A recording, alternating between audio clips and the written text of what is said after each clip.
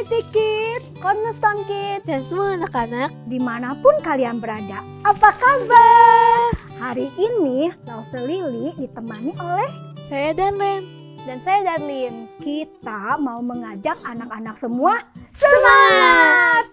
Karena apa? Karena ini adalah hari Minggu, kita mau beribadah kepada Tuhan. Karena besok adalah hari kemerdekaan, kita mau bersyukur kepada Tuhan.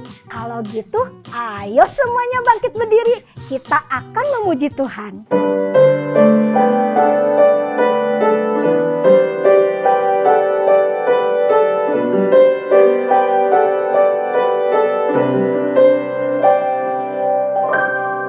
Yesuslah Tuhan yang layak ditinggikan, layak disembah oleh suku-suku bangsa.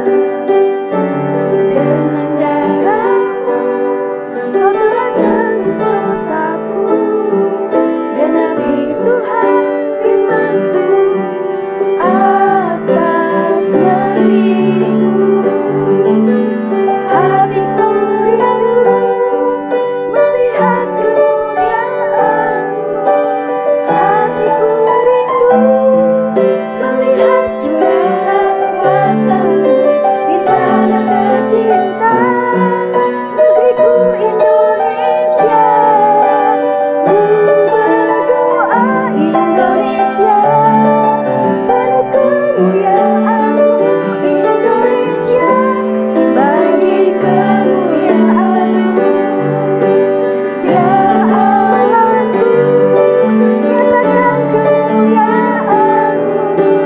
Ya Allahku, nyatakan curahan kuasa-Mu di tanah tercinta, negeriku Indonesia.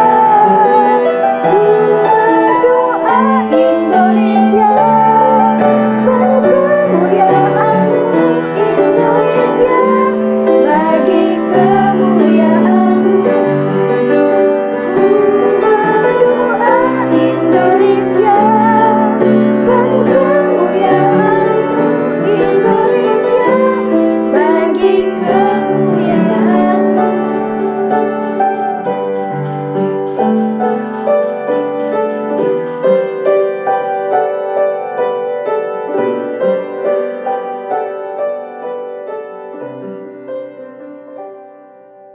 Kalian mau kemana?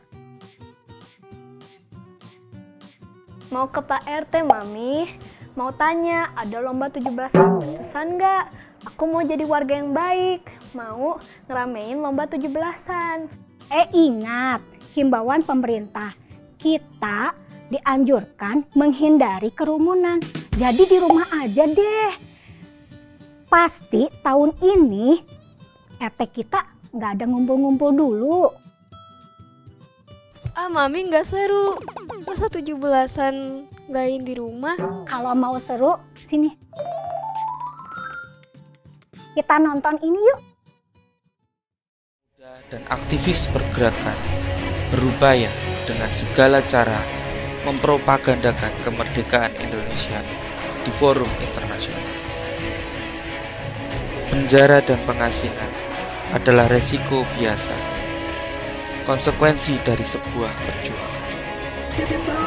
Usaha tanpa lelah itu akhirnya membuahkan hasil saat Jepang menyerah pada sekutu.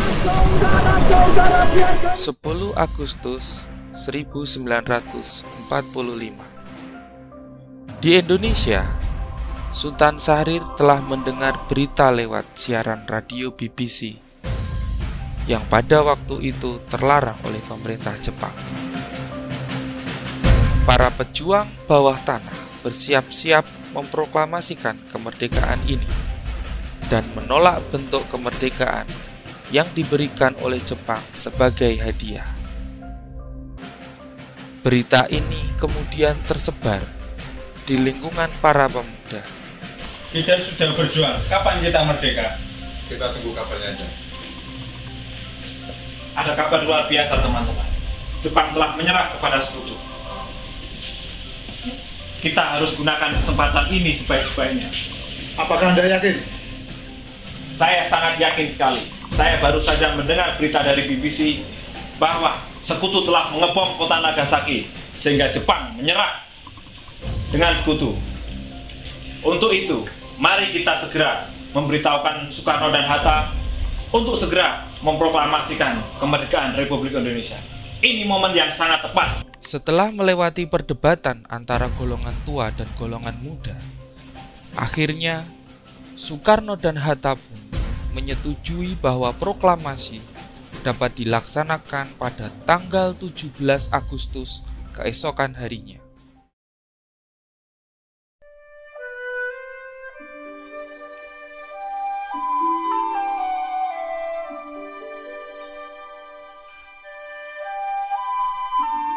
Proklamasi. Kami, bangsa Indonesia, dengan ini menyatakan kemerdekaan Indonesia. Hal-hal yang mengenai pemindahan kekuasaan dan lain-lain diselenggarakan dengan cara saksama dan dalam tempo yang sesingkat-singkatnya. Jakarta, 17 Agustus 1945, atas nama bangsa Indonesia, Soekarno, Hatta. Wah, videonya oke nih, Mi. Lengkap banget. Iya, saya jadi lebih ngerti kalau kemerdekaan kita adalah perjuangan dari orang-orang yang peduli dengan bangsanya. Betul sekali. Di Alkitab juga ada kisah yang menceritakan tentang bagaimana anak Tuhan harus peduli pada bangsanya. Nah, kalian kira-kira bisa menebak nggak kitab apa yang mencatat bagaimana Tuhan ingin kita peduli pada bangsa kita? Apa ya, Ci? Kitab Nehemia. Kalau gitu, kita sama-sama ikut ibadah hari ini yuk. Hari ini firman Tuhannya diambil dari kitab Nehemia. Ayo, Mi. Aku jadi nggak sabar nih. Oke. Sekarang kita doa dulu ya, supaya Tuhan kasih kita hikmat agar kita bisa mengerti firman Tuhan hari ini. Oke, Mi. Mari kita berdoa. Tuhan Yesus yang baik, terima kasih Tuhan, hari ini kami masih bisa beribadah kepadamu. Tuhan, tolong kami bisa mengerti isi firman-Mu. Beri kami hati-Mu Tuhan, sehingga kami bisa melaksanakan perintah-Mu dengan baik. Hanya di dalam nama Tuhan Yesus Kristus kami berdoa dan bersyukur. Amin. Nehemia adalah keturunan bangsa Israel. Pada saat Allah mengizinkan bangsa Israel terpecah menjadi dua, keluarga Nehemia ikut ke pembuangan ke Babel. Dan setelah itu, Babel dikuasai oleh bangsa Persia. Nehemia tinggal di Persia dan melayani Raja Persia, Raja Artasasta. Siapa anak-anak? Raja Artasasta. Nehemia adalah juru minuman raja. Nehemia mencicipi terlebih dahulu minuman yang akan dihidangkan kepada raja. Untuk membuktikan apakah minuman itu mengandung racun atau tidak. Hanya orang yang paling dipercaya yang dapat menduduki posisi tertinggi ini loh di dalam istana Raja Persia. Satu hari beberapa saudara Nehemia datang memberitahu dia bahwa kota di Israel yaitu Yerusalem sedang dalam kesusahan. Tembok Yerusalem telah terbongkar. Pintu-pintu gerbangnya terbakar. Waktu mendengar kabar itu, Nehemia menangis, berpuasa dan berdoa kepada Tuhan, meminta ampun akan kesalahan yang telah dilakukan oleh bangsanya. Dan Nehemia juga meminta pertolongan Tuhan agar ia dapat pulang ke Yerusalem dan membangun kembali kota itu. Ketika tiba saatnya Nehemia menyediakan anggur dan memberikannya kepada raja, muka Nehemia kelihatan sedih.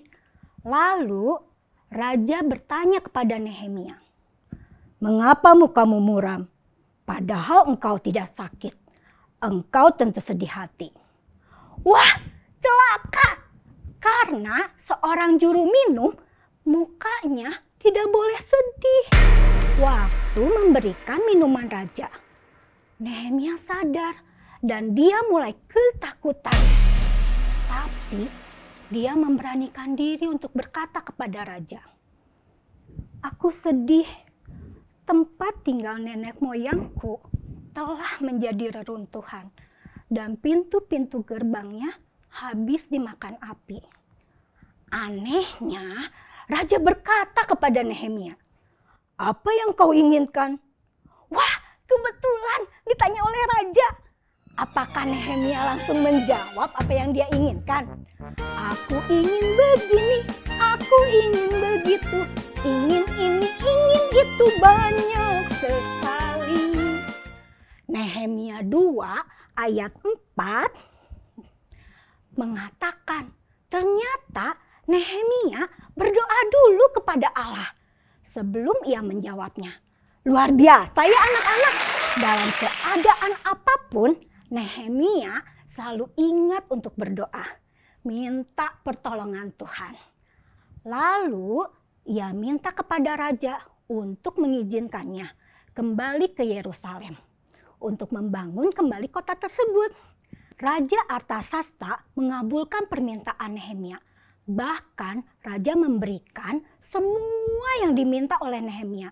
Surat izin untuk melewati kota-kota, kayu-kayu yang dibutuhkan untuk memperbaiki pintu gerbang dan tembok kota. Bahkan raja menyuruh panglima perang untuk menyertai Nehemia. Nehemia senang sekali. Ia bersyukur kepada Tuhan karena ia tahu Tuhan yang menolongnya agar dapat melakukan tugas yang Tuhan berikan kepadanya. Lalu sampailah Nehemia di Yerusalem. Ia mengelilingi tembok kota itu, membuat rencana pembangunan, memberitahu kepada orang-orang di sana bagaimana Tuhan menolong Nehemia agar dapat sampai di Yerusalem, dan mengajak mereka untuk membangun kembali tembok Yerusalem itu. Nehemia senang sekali karena banyak orang mau membantu pembangunan itu. Tapi ada juga yang tidak senang dengan apa yang dilakukan oleh Nehemia. Mereka berencana untuk mencelakakan Nehemia dan menghentikan pembangunan tembok Yerusalem. Apa yang dilakukan oleh Nehemia kepada orang-orang itu? Nehemia mendoakan mereka dan Tuhan melindungi Nehemia dari jebakan yang dibuat oleh orang-orang jahat itu.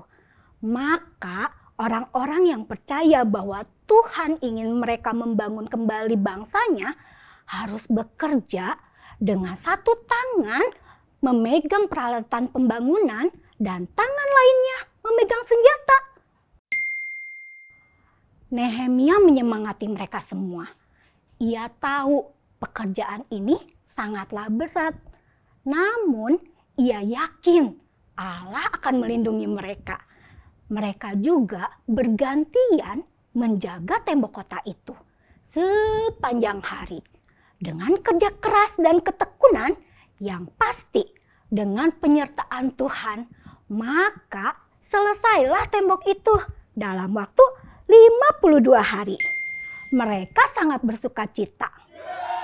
Nabi Esra membacakan hukum Taurat dan semua orang mengakui dosa mereka dan kembali menyembah Allah di Yerusalem. Nehemia berdoa, bersyukur kepada Allah karena perbaikan tembok telah selesai. Wow, sungguh luar biasa ya. Perjuangan yang tidak mudah anak-anak. Nehemia bisa saja tidak peduli pada bangsanya. Dia sudah hidup senang di istana raja. Punya pekerjaan yang baik, dipercaya oleh raja.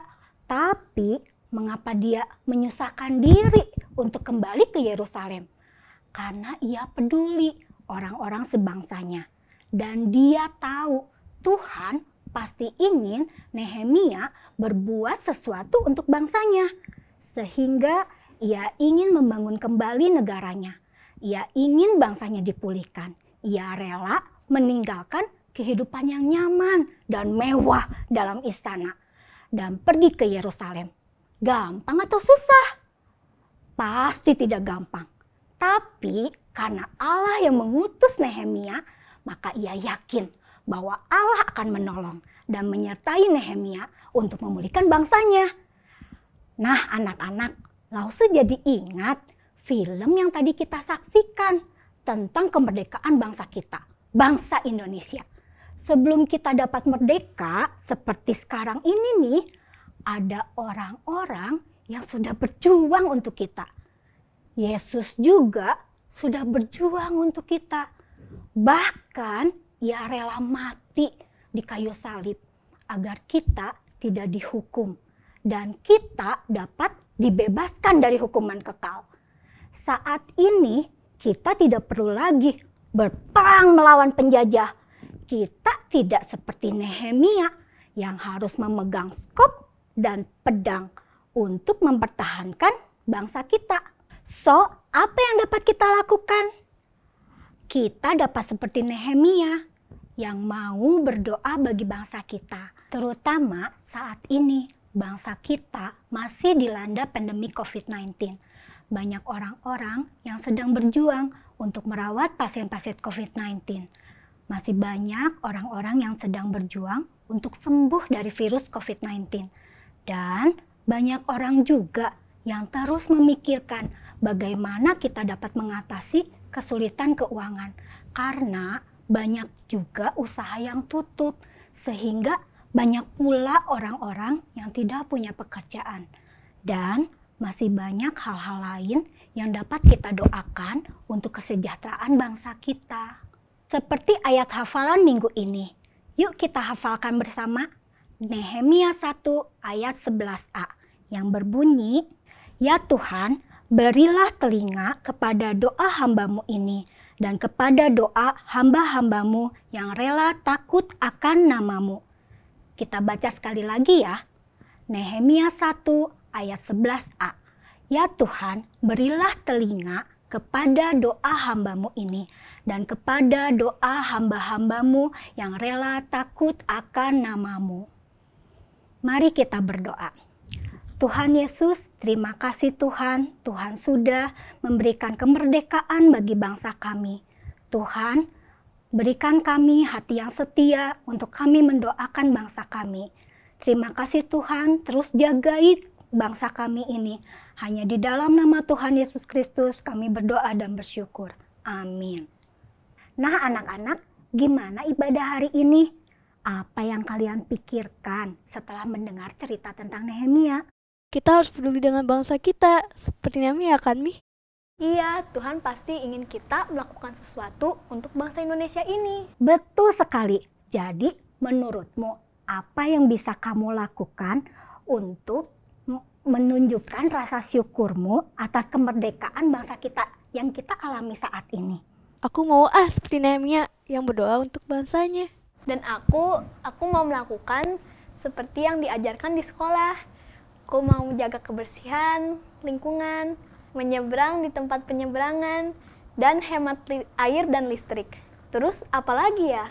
Jangan lupa protokol kesehatan yang sudah diberikan oleh pemerintah saat ini. Siap nih.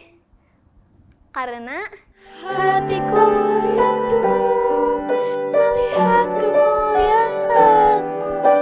Hatiku rindu melihat curahan kuasa-Mu di tanah tercinta, negeriku Indonesia. Ku berdoa Indonesia, penuh kemuliaan-Mu Indonesia, bagi kemuliaan-Mu. Amin. Sampai jumpa anak-anak semua. Tuhan Yesus memberkati. Merdeka!